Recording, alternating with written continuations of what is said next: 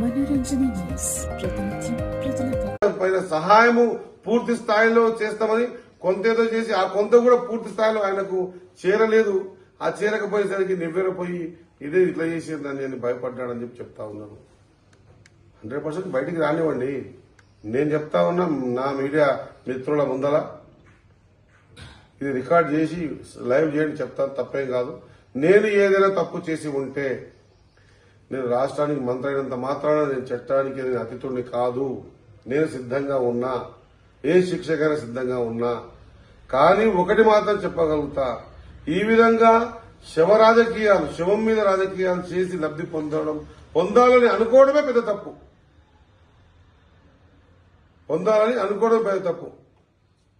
కాబట్టి ఇది ఏం మెసేజ్ ఇస్తున్నాం భావితరాలకు?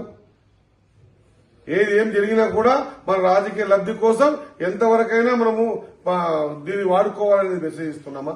ఇదేనా మనం ఇచ్చే మెసేజ్?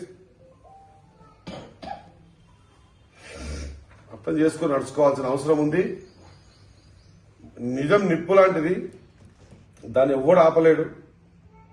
మనం కొంత భగవంతులను నమ్ముతాం, భగవంతునికి జవాబు చెప్పుకోవాలి.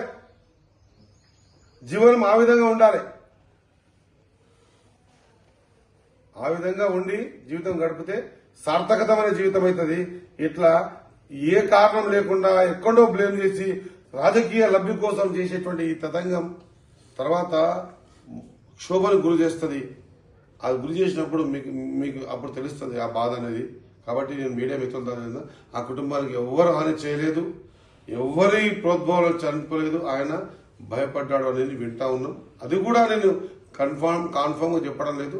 లీగల్ గా చట్టం తను చేస్తా ఉంది. ఆ చట్టపరంగా ఒకవేళ ఎవరైనా దోషులు తేలినా తుదకు నేనైనా దోషి అయినా నేను సిద్ధంగా ఉన్నా శిక్ష అనుభవించడానికి. నమస్కారం. Thank you.